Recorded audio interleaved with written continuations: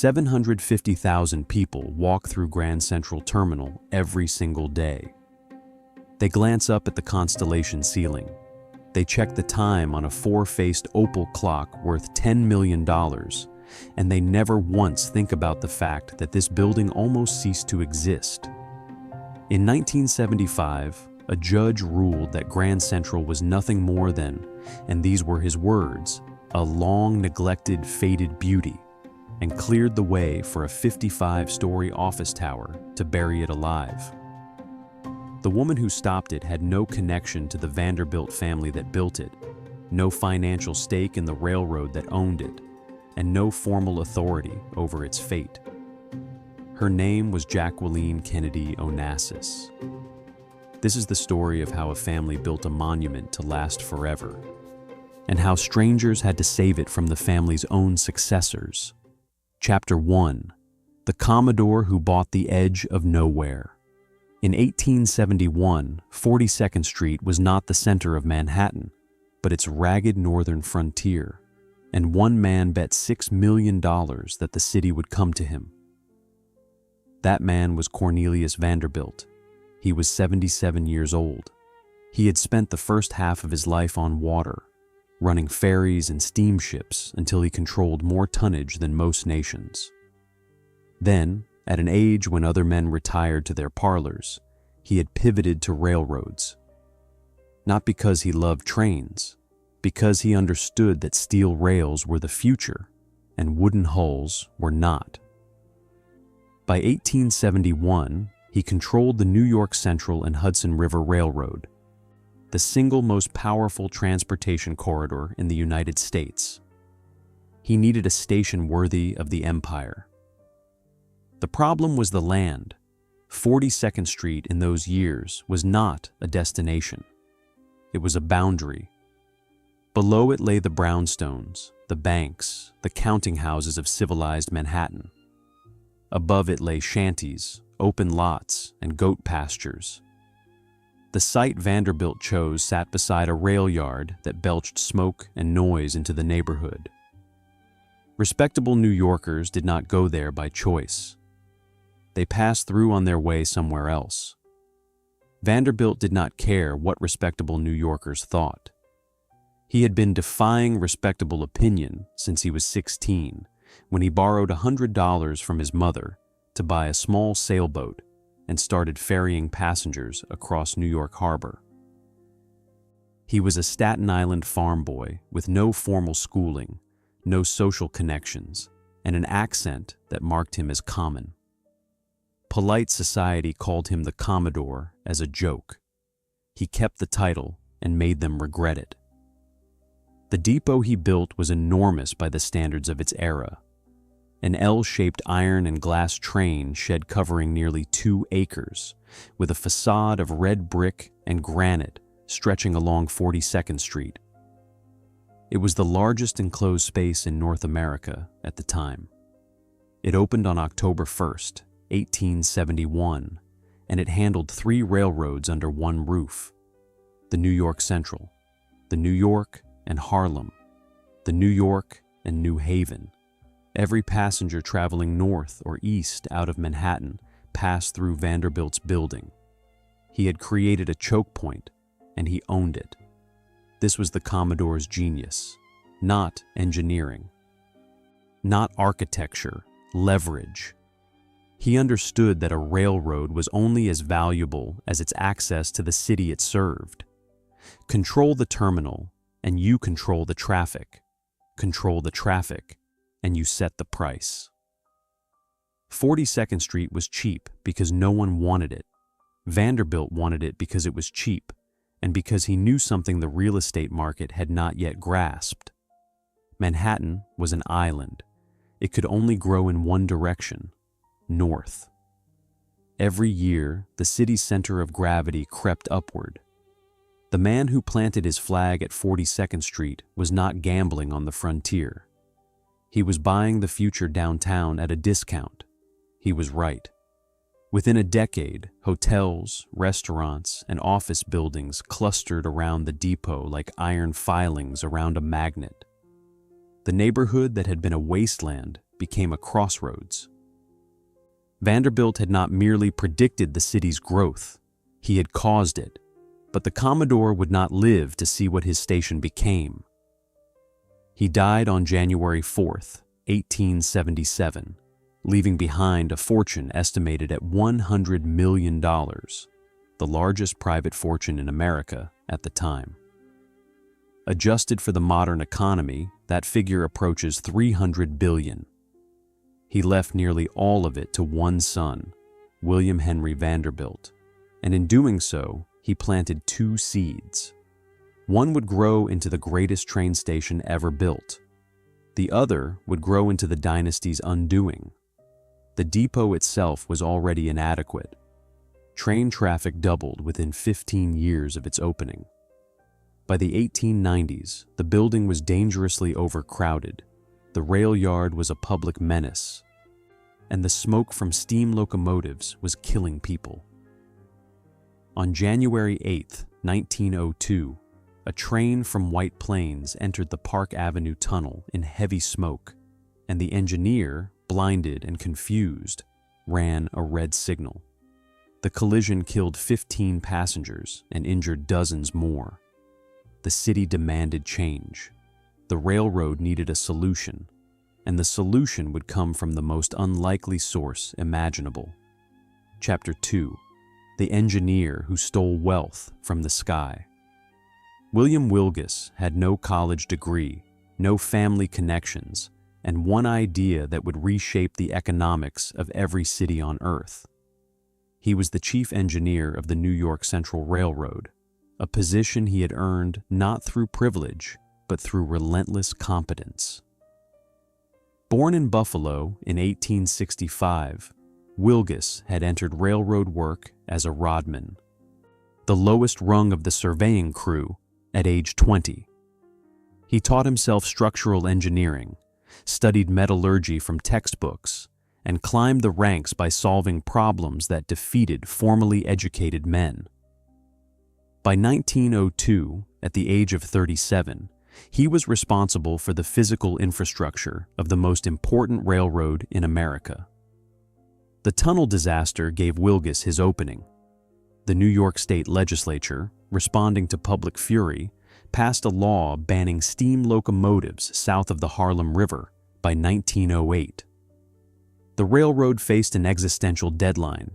It had to electrify its operations or abandon Manhattan entirely. Most engineers saw this as a crisis. Wilgus saw it as the opportunity of the century. On December 22, 1902, he sat down and wrote a letter to William Newman, president of the New York Central. The letter ran several pages, and buried in its technical language was a concept so original that it would generate more wealth than the railroad itself. Wilgus proposed tearing down the old depot entirely and building something unprecedented, an underground terminal.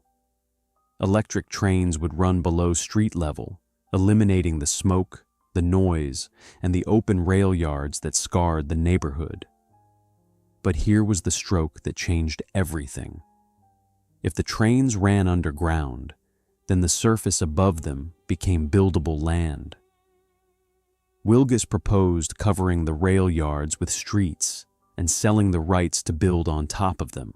He called it taking wealth from the air. The phrase sounds poetic. It was actually an engineering insight disguised as real estate strategy. The old terminal sat on 70 acres of some of the most valuable land in Manhattan, but those acres were useless because they were filled with open tracks and belching locomotives. Bury the trains, and the land above became a gold mine. Wilgus estimated the air rights alone could finance a significant portion of the new terminal's construction. He was drastically underestimating. The concept of air rights, this idea that you could own the space above a piece of land separately from the land itself, would eventually reshape skylines from New York to Hong Kong. Entire neighborhoods of skyscrapers would rise on foundations that floated above buried rail yards. The revenue from Park Avenue air rights alone would eventually dwarf the cost of the terminal many times over. Wilgus had invented a financial instrument worth billions, and he had done it in a letter written by lamplight. It was a concept so simple that it seemed obvious in hindsight, so original that no one had thought of it before, and so powerful that it would, decades later, become the weapon aimed at the building it had created. Air rights built Grand Central. Air rights would nearly destroy it. The same idea, the same phrase, the same economic logic turned from creator to executioner in the span of 60 years. Newman approved the plan. The scale of what followed defied imagination. Workers excavated 3 million cubic yards of earth and rock from the site, enough to fill a line of railroad cars stretching from New York to beyond Chicago. 10,000 laborers worked in shifts around the clock. They sank foundations into Manhattan schist, the ancient bedrock that gives the island its ability to support skyscrapers. They laid 30,000 tons of steel. They built 67 tracks on 2 levels, an upper for long-distance trains and a lower for commuters.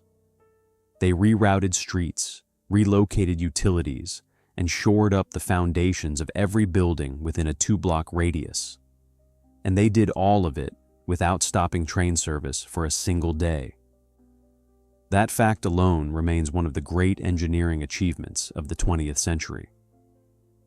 Imagine rebuilding an airport while flights continued to land and take off. That is what Wilgus and his team accomplished, year after year, for a decade. The architects were Reed and Stem, a Minnesota firm selected through competition, later joined by Warren and Wetmore, a society firm with connections to the Vanderbilt family. The partnership was uneasy. Reed and Stem brought engineering brilliance. Warren and Wetmore brought Beaux-Arts grandeur and social access. The credit would be contested for decades, with Warren and Wetmore claiming the design as their own and Reed dying in 1911, bitter at having his contribution erased. But together, willingly or not, they created something neither firm could have built alone. The terminal they designed was not merely a train station. It was a machine for moving people wrapped in the skin of a palace. Ramps instead of stairs, because ramps kept crowds flowing. Separate levels for arriving and departing passengers, because separation prevented gridlock. A main concourse vast enough to hold the entire population of a small town.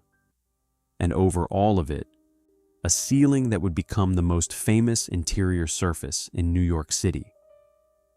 The cost was staggering, $43 million in 1910.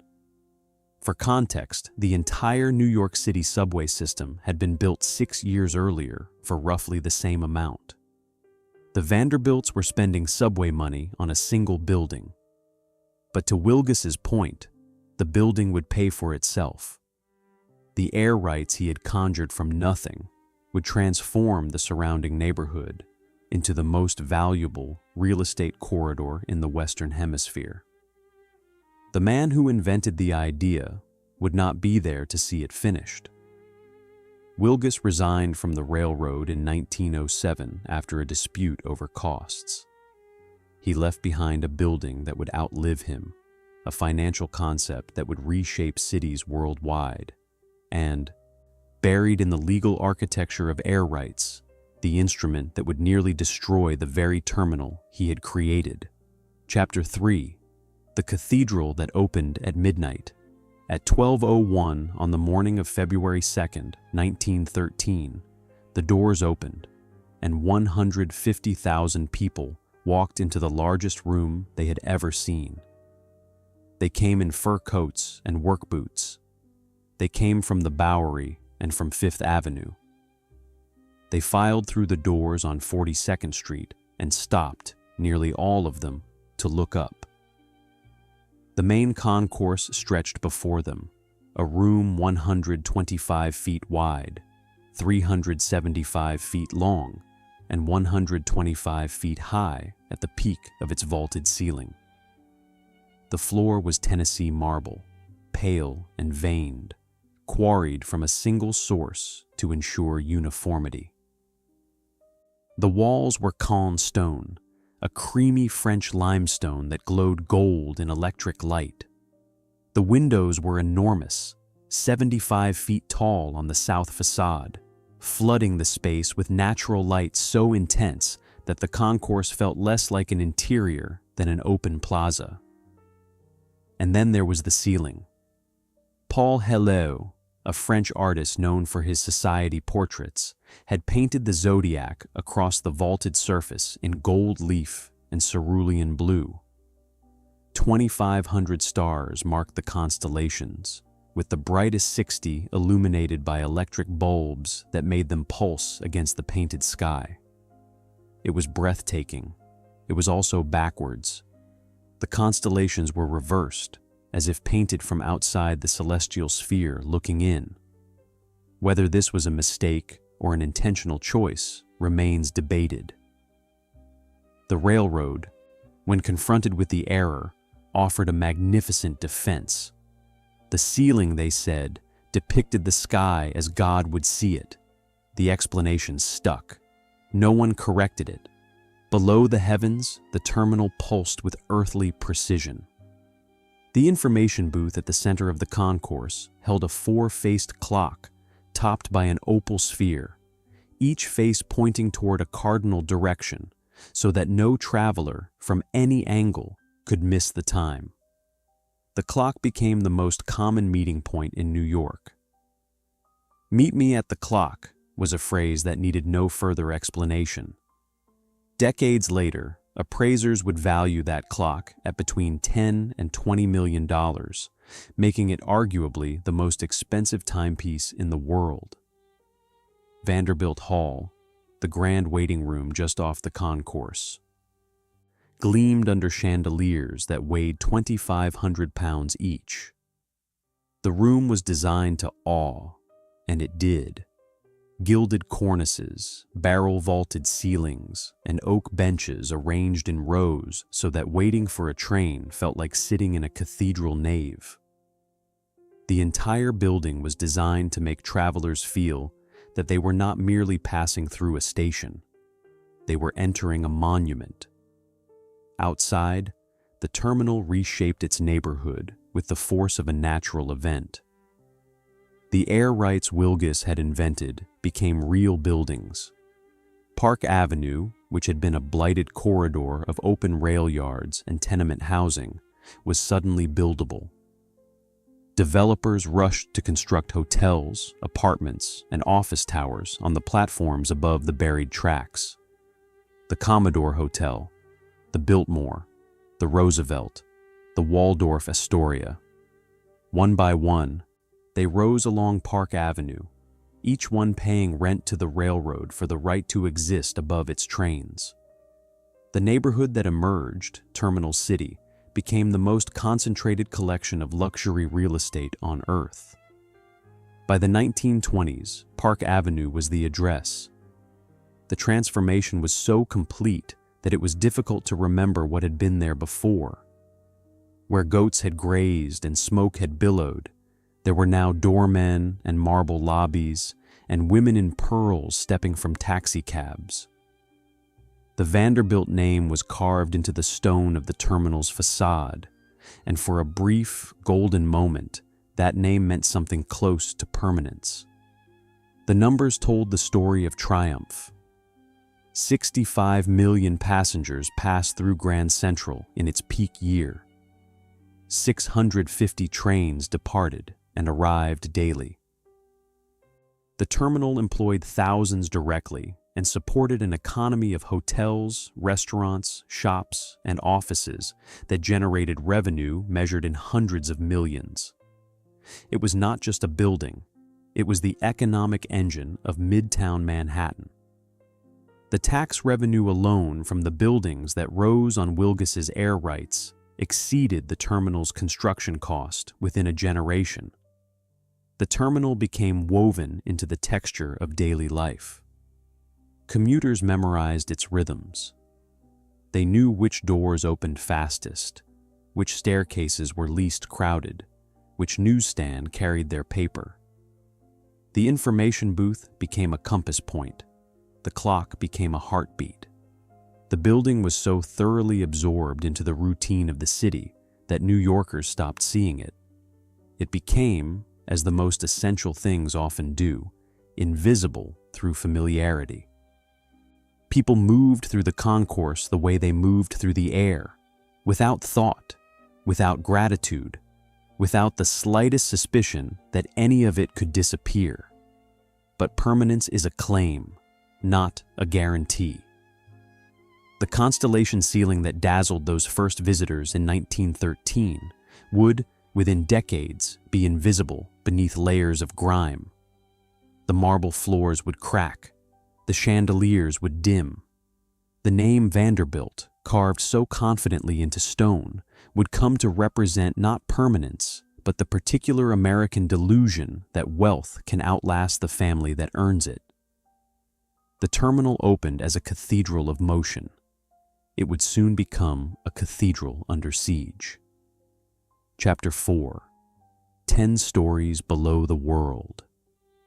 There is a room beneath Grand Central Terminal that does not appear on any public blueprint. And for decades, no one outside the railroad knew it existed. It is called M42. The name is bureaucratic, forgettable. The room is neither.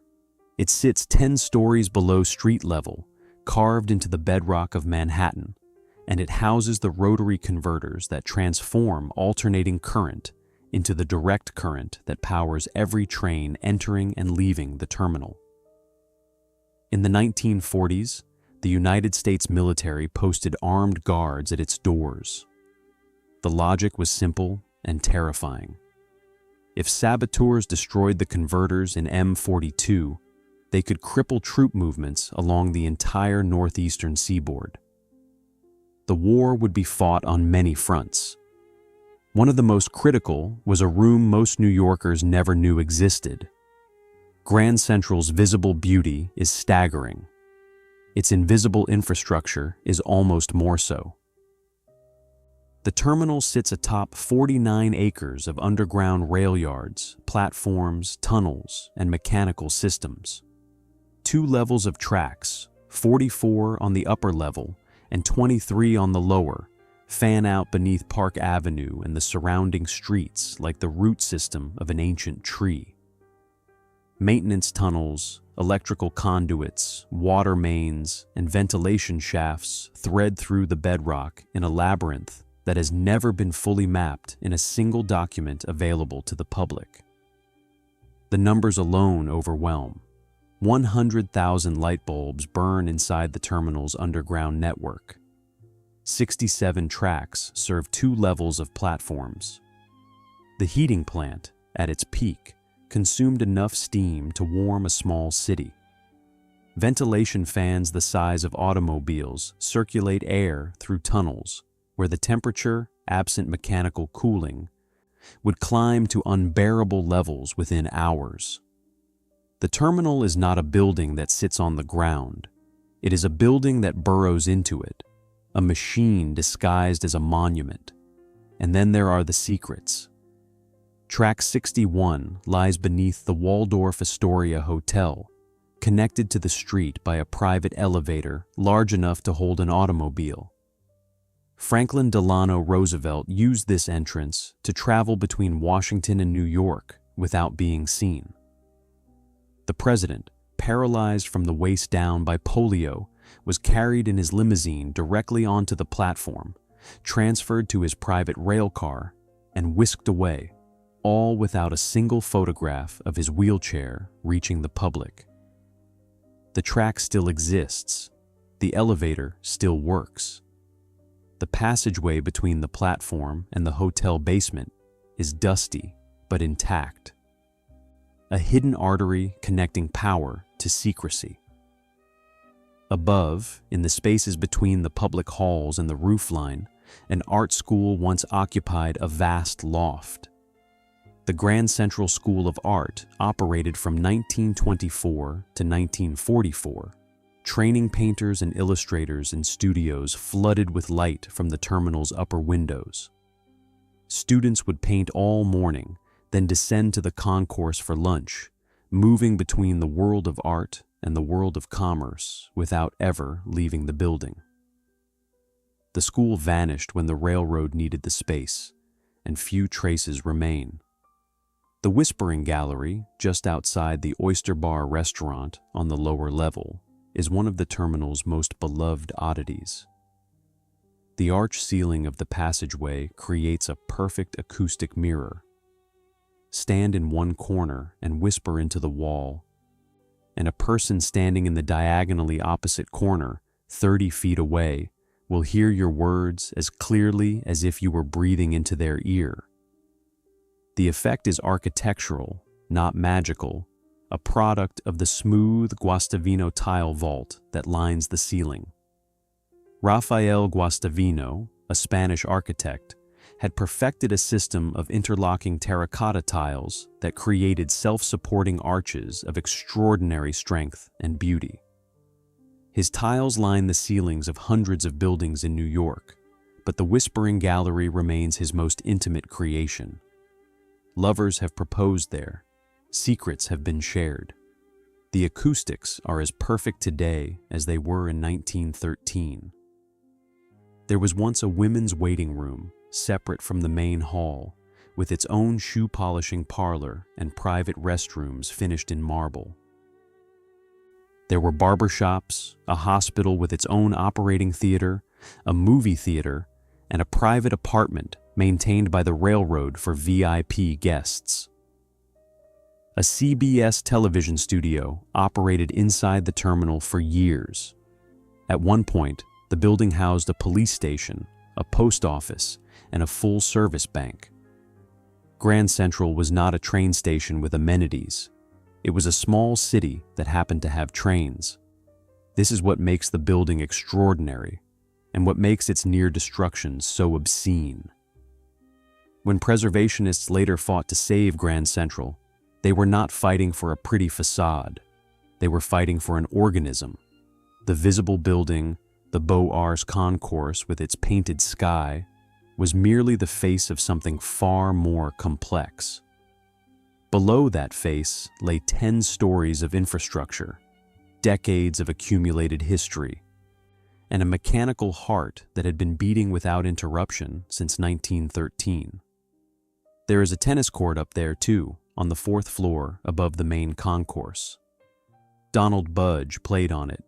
So did a generation of Manhattan executives who finished their workday by riding a hidden elevator to a room above the constellation ceiling and playing doubles in a space most New Yorkers did not know existed. The court was operated by the Vanderbilt Athletic Club and later by private management. Its wooden floors sat directly above the painted zodiac. The players overhead could hear nothing of the concourse below. The commuters below knew nothing of the players above. Two worlds separated by a floor of steel and plaster, coexisting in mutual ignorance for decades. Below ground, the terminal's water system processed thousands of gallons daily. Its electrical network ran the equivalent of a small power plant. The pneumatic tube system, installed during the original construction, carried messages between offices in capsules fired through brass tubes by compressed air. Some of these tubes remain in the walls, sealed and forgotten, relics of a communication technology that predated the telephone switchboard that eventually replaced it. And there were the underground passages that connected Grand Central to dozens of surrounding buildings. You could walk from the terminal to the Commodore Hotel, to the Gray Bar building, to the Chrysler building, and never once step outside. In winter, commuters moved through a subterranean city of corridors, shops, and passageways that stretched for blocks in every direction. The terminal was not a destination. It was a network. Its roots spread beneath Park Avenue like a nervous system, connecting buildings that appeared, on the surface, to stand apart. To demolish Grand Central would not have been like tearing down a building. It would have been like killing something alive. Every layer held another layer. Every corridor opened onto another corridor. The building was not a structure. It was an accumulation, a century of human engineering and human need, compressed into 49 acres of Manhattan bedrock. But the men who controlled the terminal's fate did not think in those terms. They thought in terms of square footage and lease revenue, and the desperate arithmetic of a railroad that was bleeding money. And by the 1960s, the bleeding had become a hemorrhage. Chapter 5. The Dynasty That Couldn't Hold On. The Commodore left his $100 million fortune to one son, and within 3 generations, the family was selling off the railroad that earned it. It is one of the most spectacular dissipations of wealth in American history. Cornelius Vanderbilt had built his empire through ruthlessness, cunning, and an absolute refusal to share power. He left nearly everything to William Henry Vanderbilt because he believed that concentration was strength and division was death. He was right about the principle. He was wrong about the family. William Henry proved capable enough. He doubled the fortune to $200 million in 8 years, making himself briefly the richest man in the world. But William had 12 grandchildren. And those grandchildren had children of their own, and each generation sliced the fortune into thinner pieces. The Commodore had built a pyramid with one man at the top. His descendants turned it into a plateau. The spending was legendary. The 3rd generation of Vanderbilts built mansions that rivaled European palaces. The breakers in Newport, 70 rooms, built for Cornelius Vanderbilt II, at a cost of $7 million in 1893. Biltmore in Asheville, North Carolina, 250 rooms, the largest private residence in America, built for George Washington Vanderbilt at roughly $6 million. Marble House, also in Newport, $11 million in marble alone. On Fifth Avenue in Manhattan, the family erected a row of mansions so lavish that the stretch became known as Vanderbilt Row. They were building monuments to themselves. They were also building the scaffolding of their own decline. Each mansion required dozens of servants, thousands of dollars in annual maintenance, and property taxes that compounded relentlessly. The family was spending capital, not generating it. The railroad still produced revenue, but the family's attention had shifted from boardrooms to ballrooms. By the 1920s, the fractures were visible. The Fifth Avenue mansions began to fall. 659 Fifth Avenue, the Commodore's grandson, William Kissam Vanderbilt's chateau, was demolished in 1926. Others followed. The land was more valuable than the houses. Developers bought the lots and built commercial towers. The family retreated from the avenue they had once owned. But the real catastrophe was happening on the balance sheets of the New York Central Railroad.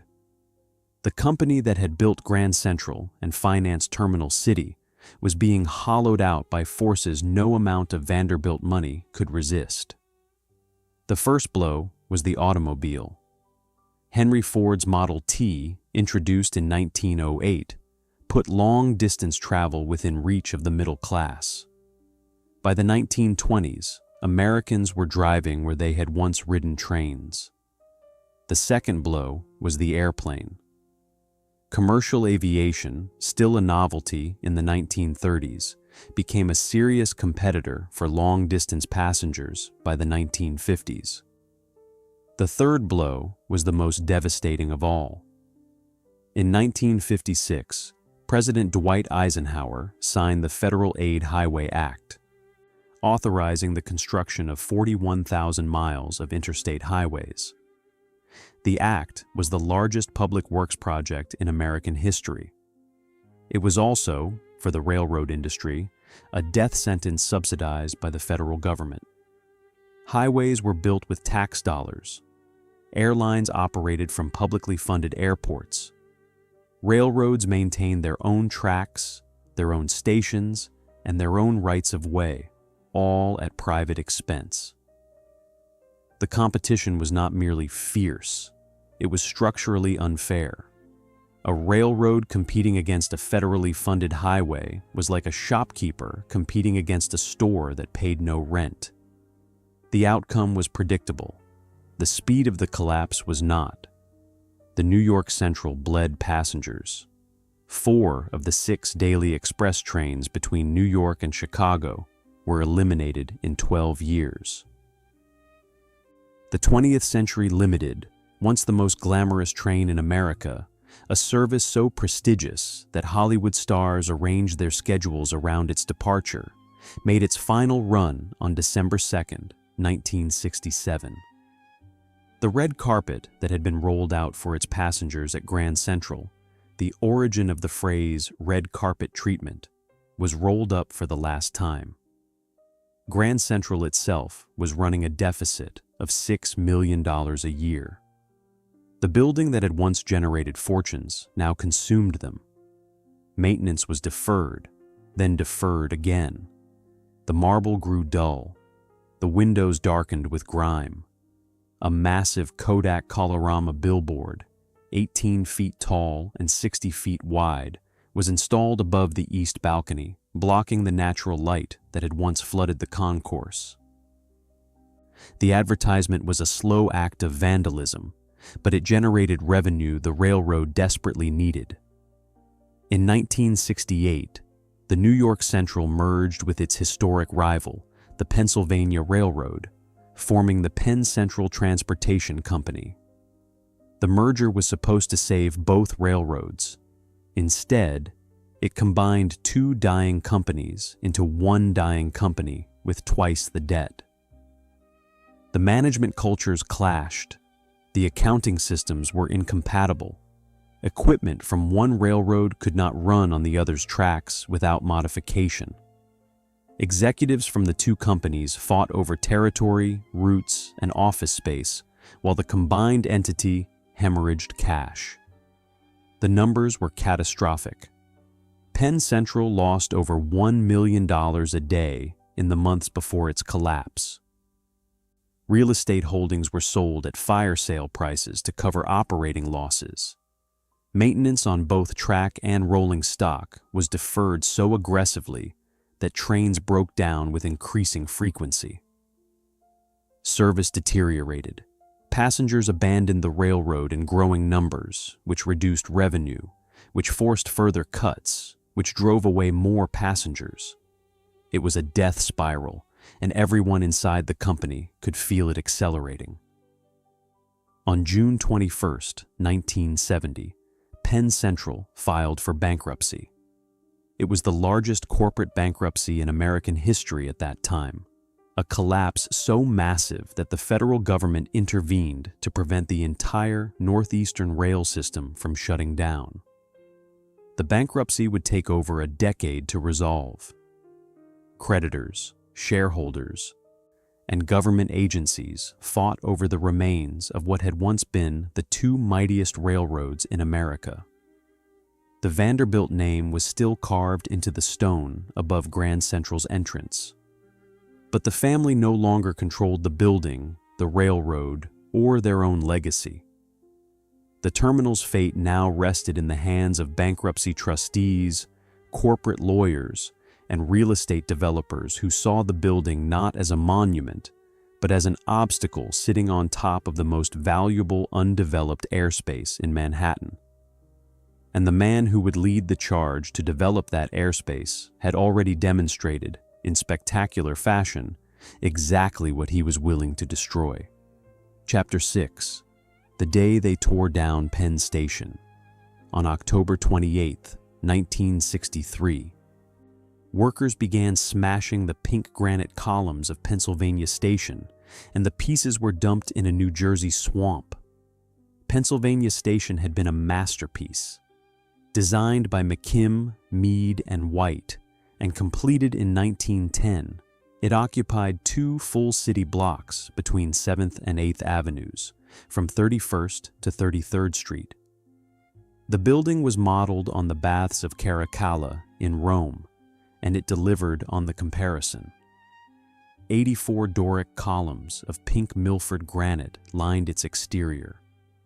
The main waiting room rose 150 feet, higher than the nave of St. Peter's Basilica. Sunlight poured through the glass and steel canopy of the train shed, casting moving shadows across a floor of travertine marble. It was, by nearly universal agreement, one of the finest buildings in America. It was also sitting on extremely valuable land. The Pennsylvania Railroad, facing the same financial pressures as the New York Central, decided in 1962 that the station above the tracks was worth less than the air rights above the station. They announced a plan to demolish the building and replace it with a new Madison Square Garden and a commercial office complex. The tracks would remain underground. The station would become a basement. The architectural community erupted. Picketers marched outside the station carrying signs that read, "Don't amputate," and "Shame." The architect Philip Johnson joined the protest line. The critic Ada Louise Huxtable, writing in the New York Times, delivered a verdict that became an epitaph. She wrote that the destruction was not merely the loss of a building, but evidence that a civilization could not distinguish between its inheritance and its garbage. The protests changed nothing. The demolition proceeded. It took 3 years to tear down what had taken 7 years to build.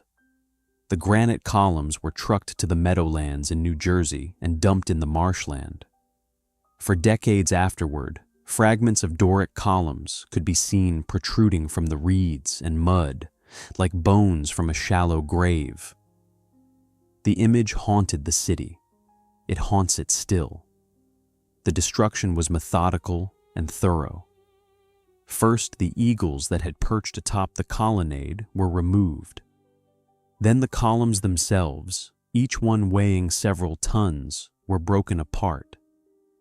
The steel train shed, an engineering marvel of arching glass and iron, was cut into sections and hauled away as scrap. The travertine floors were smashed. The ornamental plasterwork was pulverized. 3 years of sledgehammers and cranes reduced one of America's greatest buildings to rubble and fill. What rose in Penn Station's place was Madison Square Garden, a concrete cylinder that the architecture critic Vincent Scully described by saying that through the old Penn Station, one entered the city like a god. Through the new one scuttled in like a rat. The comparison was devastating because it was accurate. The replacement was not merely inferior, it was an insult. The new Penn Station was buried underground, a maze of low ceilings, bad lighting, and confusing corridors that seemed designed to make travelers feel small. The contrast between what had been destroyed and what had replaced it became a permanent wound in the city's self-regard. But the destruction of Penn Station accomplished something that protest and persuasion had failed to do. It made New York City understand, viscerally, what it stood to lose. The shock and grief that followed the demolition created political momentum that had not existed before. Architects wrote letters. Editorials demanded action. Citizens who had never thought about historic preservation suddenly understood, with the clarity that only loss can provide, that beautiful buildings do not protect themselves. In 1965, Mayor Robert Wagner signed the Landmarks Preservation Law, creating the New York City Landmarks Preservation Commission. The law gave the city the power to designate individual buildings and entire districts as landmarks, protecting them from demolition or significant alteration. It was, in the most literal sense, a law written in grief. Penn Station's ghost authored every line of it. In 1967, the Commission exercised that power on Grand Central Terminal.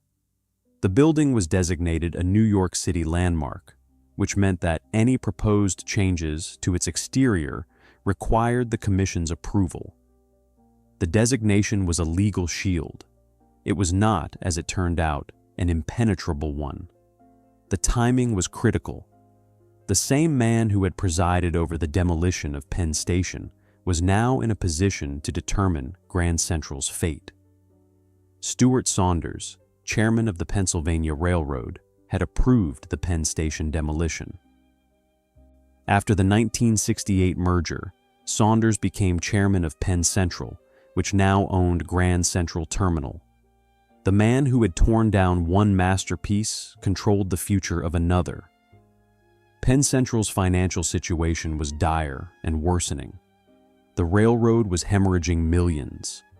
Its executives looked at Grand Central and saw exactly what their counterparts at the Pennsylvania Railroad had seen in Penn Station. A beautiful building sitting on top of money.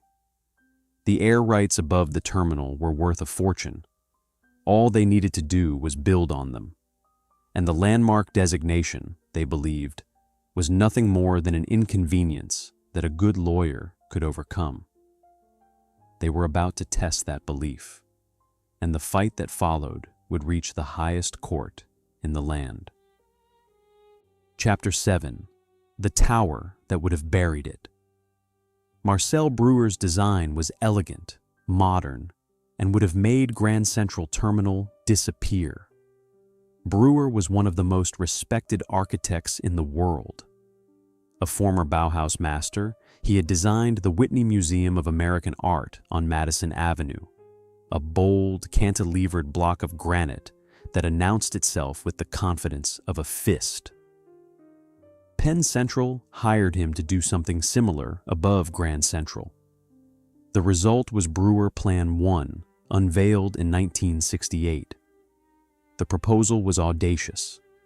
A 55-story office tower, clad in dark granite, would rise from a massive base constructed above the terminal's existing structure. The tower would be cantilevered over the main concourse, supported by columns that straddled the building like a giant standing over a child. The concourse itself would remain intact, technically, but it would be buried, invisible from the street, entombed beneath 1 million square feet of commercial office space. The Landmarks Preservation Commission rejected the plan. Their assessment was blunt. The tower, they said, would reduce one of the great architectural landmarks of the world to the status of a curiosity at the base of a building that had nothing to do with it. The concourse might survive. The building's identity would not. Penn Central came back with Breuer Plan 2. This version was, if anything, worse. Rather than building over the terminal, it proposed demolishing the entire south facade and a significant portion of the building to make room for the tower's base. The concourse would be gutted. The facade that had faced 42nd Street since 1913 would cease to exist. The Landmarks Commission rejected this plan as well. The commissioners recognized what Penn Central was doing. Each new proposal was a negotiating tactic, designed to pressure the commission into approving something, anything, that would allow the railroad to monetize the air rights above its dying landmark. Penn Central responded by filing a lawsuit. The railroad argued that the landmark designation constituted an unconstitutional taking of property. The Fifth Amendment to the Constitution prohibits the government from taking private property for public use without just compensation. Penn Central's lawyers argued that the landmark law effectively took the railroad's right to develop its own airspace, a right worth tens of millions of dollars without paying a single cent in return. The legal argument was not frivolous. It struck at the foundation of every landmark law in every city in the United States. If Penn Central won, the implication was clear. No city could designate a privately owned building as a landmark without being prepared to buy the development rights the owner lost. The cost would be prohibitive. Landmark laws across the country would collapse. Every preserved brownstone, every protected church, every designated theater and firehouse and warehouse would suddenly be vulnerable. The case was about Grand Central, but the precedent would apply to everything. Penn Central's lawyers pressed their advantage. They argued that the terminal's annual deficit proved the landmark designation was destroying the railroad's ability to maintain the building. The railroad was not a charity. It could not be expected to preserve a monument at its own expense while being denied the right to earn revenue from the property's most valuable asset, the air above it. The argument had a cold logic. A building that cannot pay its way will eventually fall, no matter how many laws protect it on paper. The case wound through the New York courts. In January of 1975, Justice Irving Sapole of the New York State Supreme Court ruled in Penn Central's favor.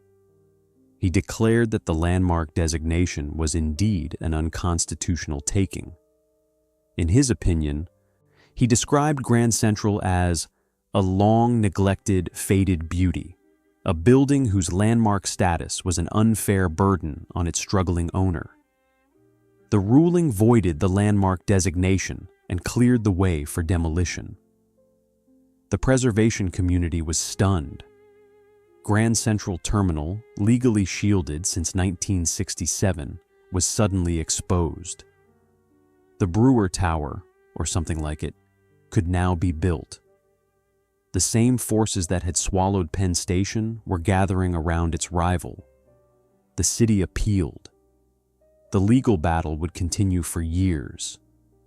But the January 1975 ruling changed the political landscape. The threat was no longer hypothetical. It was real, immediate, and backed by a court order. If the terminal was going to survive, someone outside the legal system would have to make the public care enough to demand it.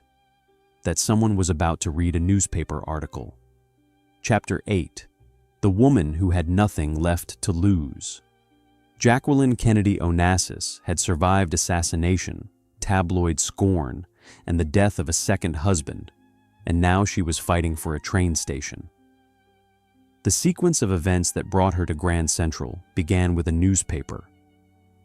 Paul Goldberger, then a young architecture critic at the New York Times, covered the 1975 ruling voiding the terminal's landmark status.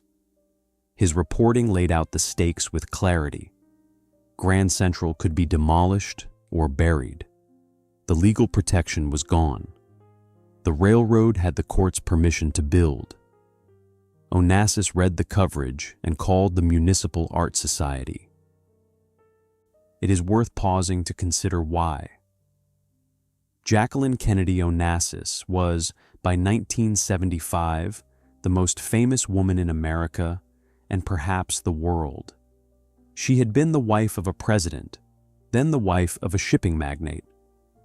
She had watched her first husband murdered beside her.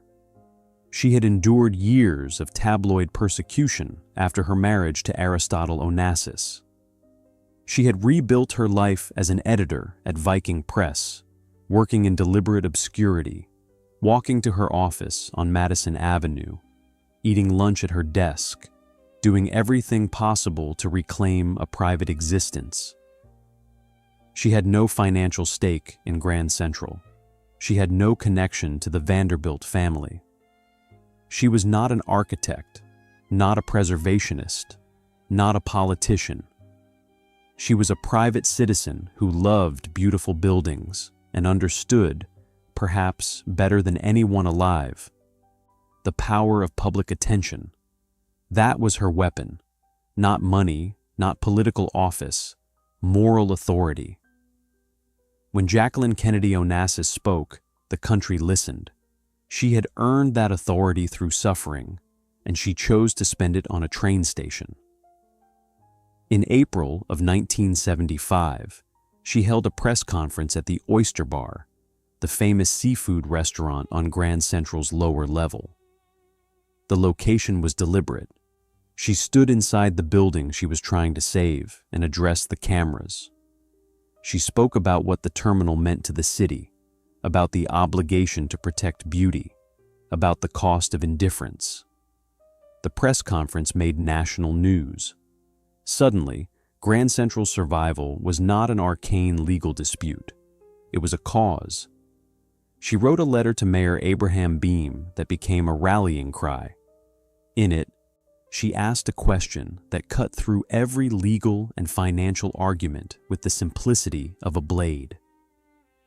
"Is it not cruel," she wrote, "to let our city die by degrees, stripped of all her proud monuments, until there will be nothing left of all her history and beauty to inspire our children?" The question was rhetorical. The answer was obvious. But no one with Onassis's stature had asked it publicly before. The letter was reprinted in newspapers across the country. It reframed the entire debate.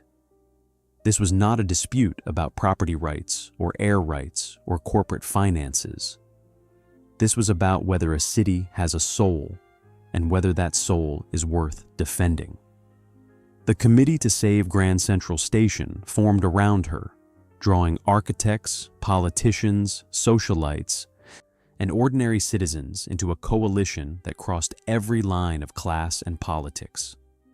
Philip Johnson, the Dean of American Architecture, joined.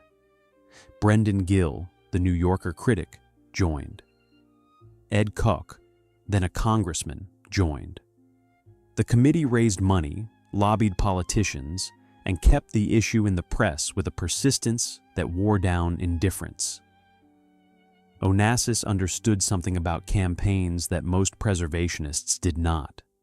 Facts alone do not save buildings.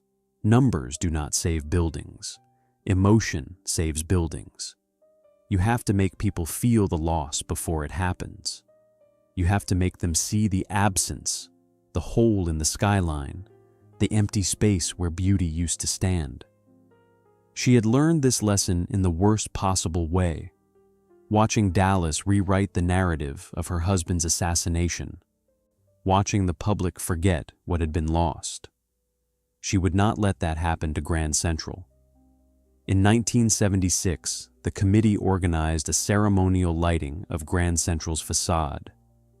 For years, the building's exterior had been dark, its floodlights turned off to save money. The terminal had become invisible at night, a shadow on 42nd Street that commuters hurried past without a second glance. The committee paid to illuminate it for one night. The effect was stunning. New Yorkers who had walked past Grand Central 1,000 times without looking up suddenly saw it, blazing against the night sky, its columns and cornices and sculpted figures visible for the first time in years. The Beaux-Arts facade, designed to be seen, was finally being seen again. The lighting was a piece of theater, but it was also a revelation. The building had been hiding in plain sight. Now it was visible again, and visibility was its best defense. The committee also organized a celebrity train ride, a chartered run from Grand Central to Washington, carrying politicians, architects, and journalists. Onassis rode in the lead car. The train itself was the message. This building still works. This building still moves people. This building is alive. Do not let them kill it. The legal battle continued through the appellate courts.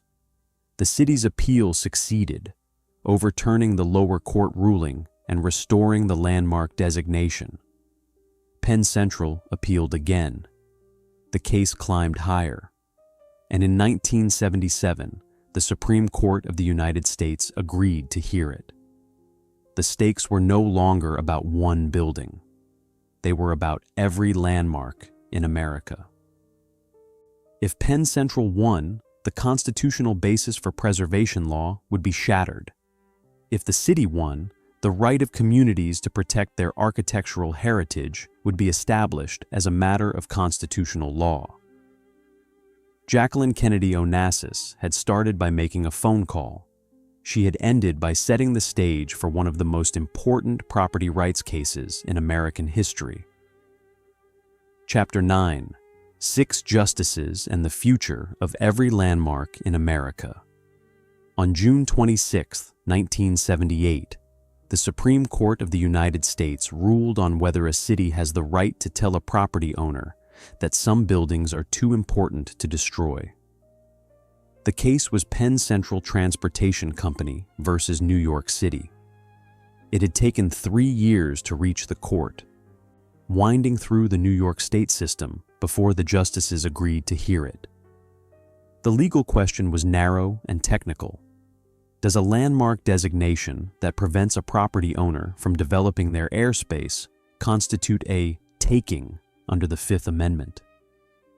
But the practical implications were enormous. Every landmark law in every city in the country hung on the answer. Penn Central's argument was straightforward. The railroad owned Grand Central Terminal. It owned the air rights above it. The landmark designation prevented the railroad from exercising those air rights. That prevention had cost the company tens of millions of dollars in lost development revenue. Under the Fifth Amendment, the government cannot take private property for public use without just compensation. The landmark law was a taking. The city owed Penn Central money it did not have. The city's argument was equally direct. Landmark designation is a form of land use regulation, no different in principle from zoning. Cities have always had the power to restrict what property owners can do with their land. You cannot build a slaughterhouse in a residential neighborhood. You cannot construct a skyscraper in a zone designated for low-rise buildings. Landmark laws are simply another expression of that power, applied to buildings of exceptional historical or architectural significance. The city had not taken the terminal. It had restricted one use of the property while leaving countless others intact. Oral arguments were heard in April of 1978. The courtroom was full. Preservation advocates, real estate developers, constitutional scholars, and journalists packed the gallery. Everyone understood that the case was about more than Grand Central. It was about the boundary between public interest and private property, a line that American law had never clearly drawn in the context of historic buildings. Justice William Brennan wrote the majority opinion. He was joined by 5 other justices. The decision was 6-3. Brennan's opinion established a framework that has governed preservation law for nearly half a century. He held that the landmark designation did not constitute a taking. The railroad could still use Grand Central as a terminal. It still earned revenue from the building. The landmark law did not deprive Penn Central of all beneficial use of its property. It simply prevented one particular use: the construction of an office tower above the terminal. Brennan went further. He noted that the city had offered Penn Central the option of transferring its unused development rights to adjacent properties. This mechanism, known as transferable development rights, allowed the railroad to sell its air rights to neighboring landowners, who could then build taller buildings on their own sites. The economic loss, Brennan argued, was not a total deprivation. It was a restriction, and restrictions are a normal part of property ownership in a complex society. The dissent, written by Justice William Rehnquist and joined by Justices Berger and Stevens, argued that the landmark law singled out individual property owners and forced them to bear a burden that should be shared by the public as a whole. If the city wanted to preserve Grand Central, Rehnquist wrote, "The city should pay for it." The dissent lost. The majority held.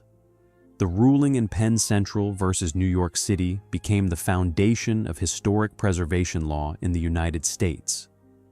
It established that cities could protect landmarks without compensating property owners for the lost development potential. It defined the legal test for when a regulation becomes a taking. It drew the line between reasonable restriction and unconstitutional confiscation. And it did something that no amount of protest or publicity could accomplish. It made the preservation of Grand Central Terminal a matter of settled constitutional law. The decision rippled outward from New York. Cities across the country cited Penn Central when defending their own landmark laws. Preservation commissions in San Francisco, Boston, Chicago, and New Orleans pointed to the ruling as proof that their authority was constitutional. The case did not merely save one building. It created the legal architecture that has protected thousands of buildings in hundreds of cities for nearly half a century.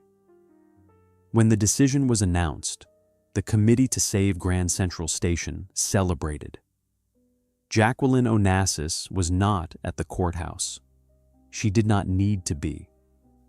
The fight she had helped to catalyze had reached its conclusion.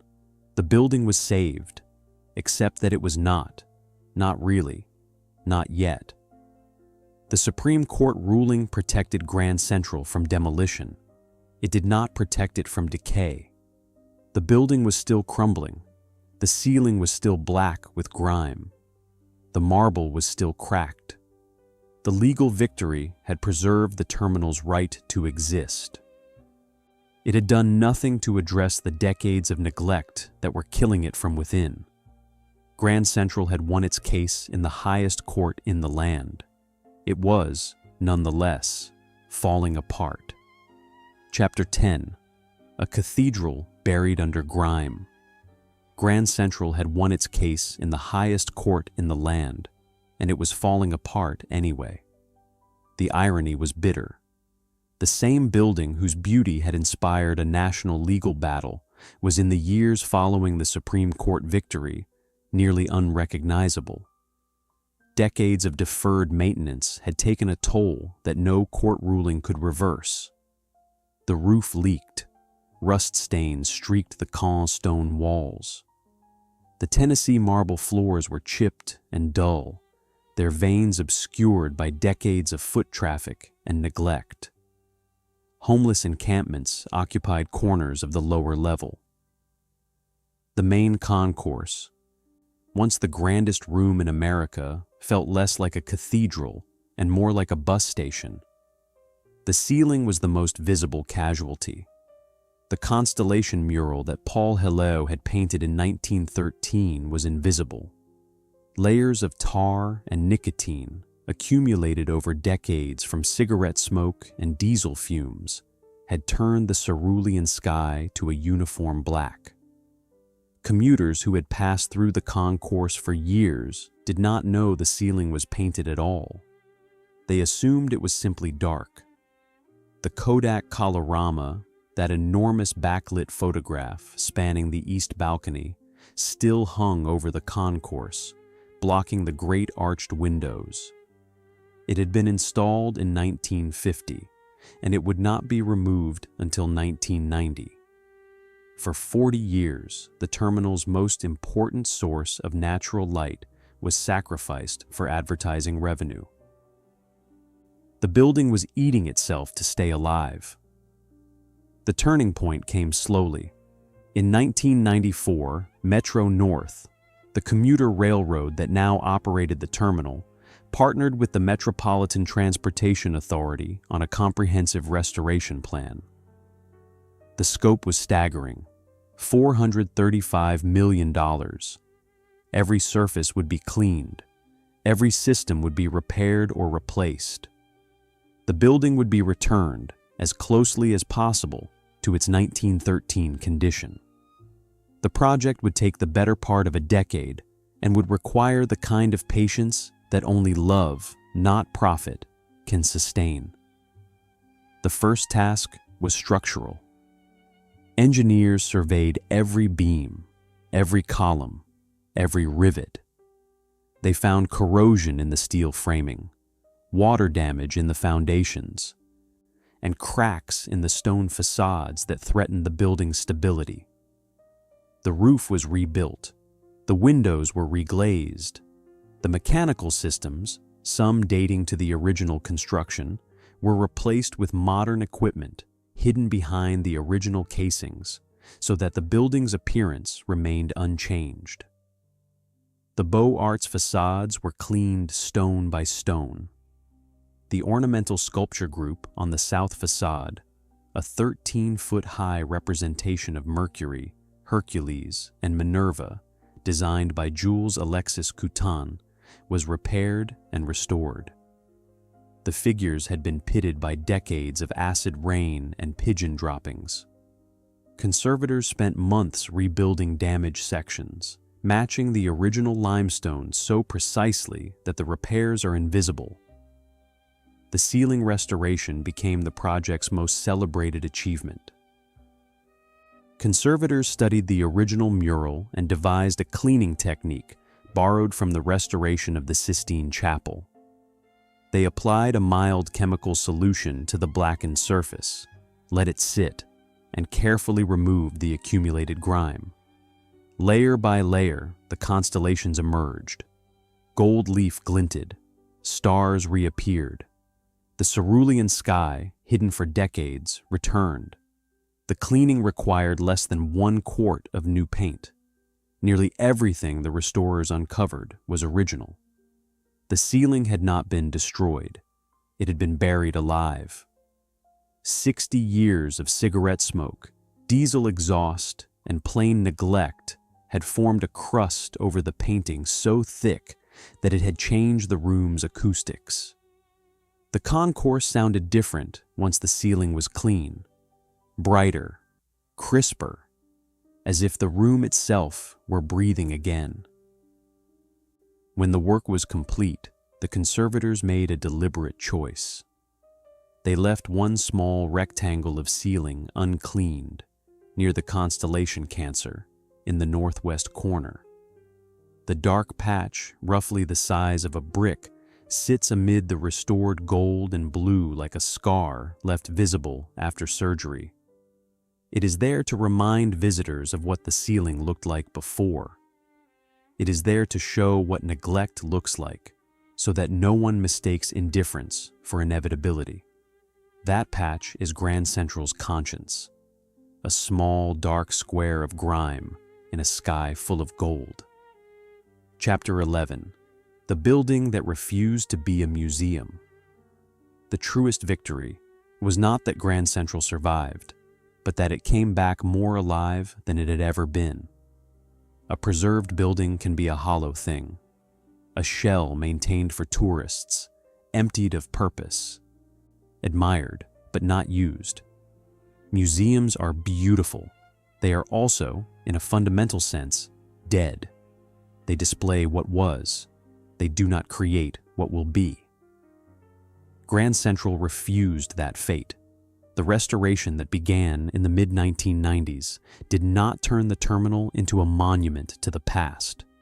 It turned it back into a machine, a functioning, breathing, evolving piece of urban infrastructure that earns its survival every day. The eastern staircase is the perfect symbol. The architects Reed and Stem had designed a grand staircase for the east side of the main concourse, mirroring the staircase on the west. It was never built. For 80 years, the east side of the concourse was an asymmetric blank, a missing limb that only architects noticed. In 1998, the restoration completed the staircase exactly as Reed and Stem had drawn it, using marble quarried from the same Tennessee deposit that had provided the original stone. The quarry had been reopened specifically for the project. Stone that had slept underground for 80 years was cut, polished, and set into place, completing a design that its creators never saw realized. The staircase does not look new. It looks as if it has always been there, which is the highest compliment restoration can pay. The terminal today handles 750,000 visitors daily. Metro North operates hundreds of trains from its upper-level platforms, carrying commuters from the suburbs of Connecticut, Westchester, and the Hudson Valley into the heart of Manhattan. The lower level, once a forgotten space used mainly for storage, has been transformed into a dining concourse with dozens of restaurants and food vendors. The Apple Store on the east balcony, opened in 2011, occupies a space that once served as a waiting area, its glass and aluminum a deliberate contrast with the Beaux-Arts stone surrounding it. Grand Central Madison, the new terminal beneath the existing one, opened in 2023 after decades of construction, bringing Long Island Railroad service into the east side of Manhattan for the first time. The project added a third level of tracks below the existing two, driving deeper into Manhattan bedrock than any previous transit project. Engineers bored through the same Manhattan schist that had supported the original terminal, creating a new station 140 feet below street level. Grand Central is no longer merely a terminal. It is a transit hub with layers, a geological cross-section of transportation history stacked 8 stories deep. Across 42nd Street, one Vanderbilt rises 1,401 feet into the sky. The super-tall skyscraper, completed in 2020, was developed by SL Green Realty in consultation with the MTA, and its design deliberately defers to the terminal across the street. The tower does not loom over Grand Central. It accompanies it.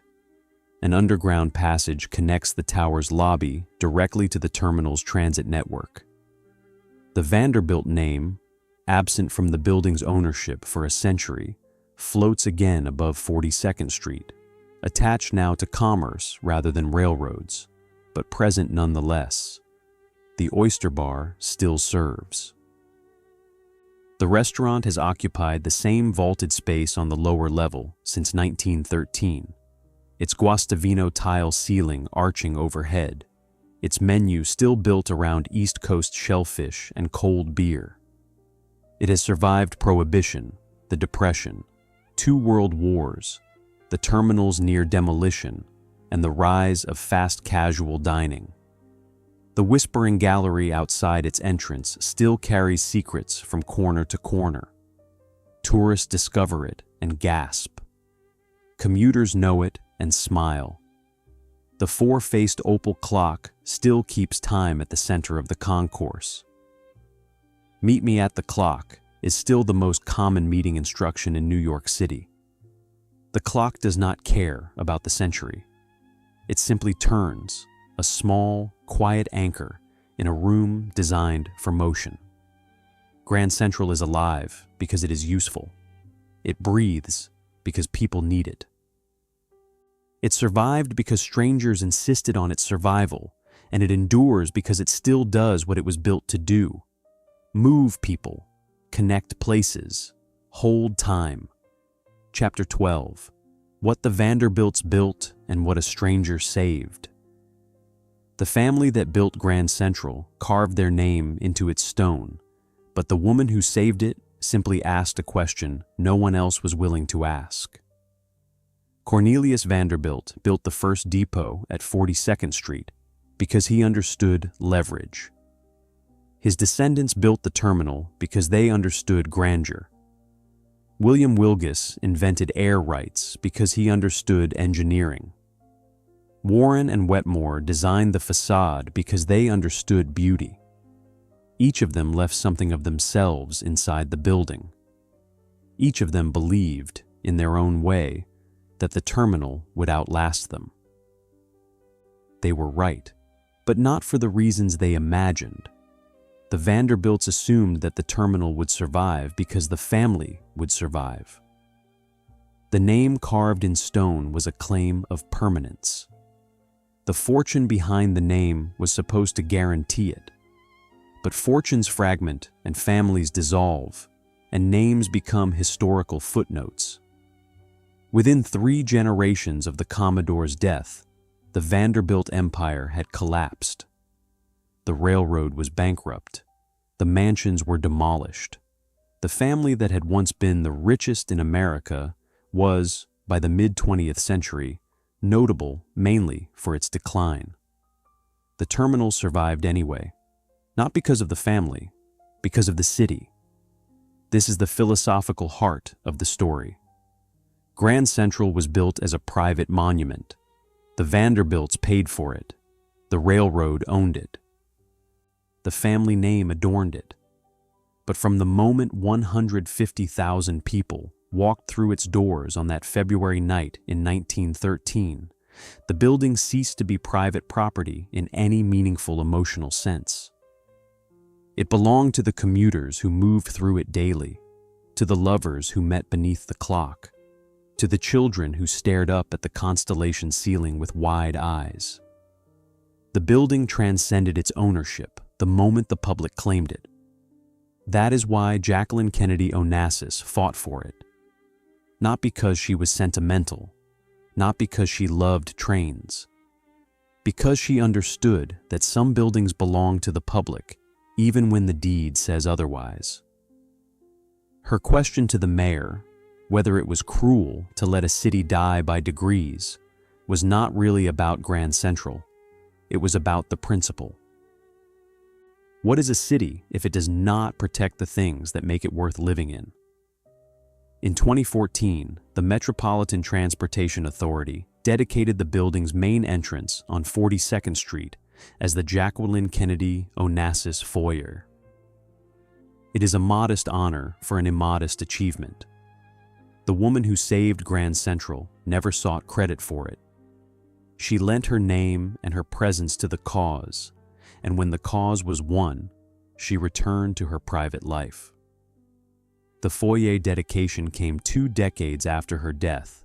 She never saw it. The plaque is small. The building is not. And that is exactly the point. There is a question that lingers over every city in the world, and Grand Central Terminal is its most eloquent answer. The question is, who decides what a civilization keeps, not what it builds? Building is easy. Wealth builds. Ego builds. Ambition builds. The harder question is what a civilization refuses to destroy, even when destruction would be profitable, even when the money is needed, even when the legal arguments are sound. Penn Station failed this test. Its owners chose revenue over beauty, and the city let them. The loss was permanent. No amount of regret can rebuild those pink granite columns. No memorial can replace the light that fell through that glass canopy onto a travertine floor. What is destroyed is destroyed. The only lesson available is the one learned too late. Do not let it happen again. Grand Central passed the test. But it passed not because the system worked automatically. It passed because individuals, at every critical moment, chose the building over the easy path. Wilgus chose ambition over caution. The Landmarks Commission chose principle over political pressure. Onassis chose exposure over privacy. Brennan chose preservation over a narrow reading of property rights. Each choice was difficult. Each could have gone the other way. The terminal stands today not because its survival was inevitable, but because a chain of improbable decisions, made by people with nothing obvious to gain, pointed in the same direction. Grand Central was built by the richest family in America, threatened by the bankrupt inheritors of that family, defended by a woman with no financial interest in the outcome, and saved by 6 justices who decided that a city has the right to protect its own soul. The building endured not because it was owned, but because it was loved. Not by the people who built it, by the strangers who walked through it. 750,000 of them still do, every single day. They glance up at the constellation ceiling, painted backwards over a century ago, and they check the time on the opal clock, and they hurry to their trains. Most of them do not know the story. Most of them do not need to. The building knows it for them.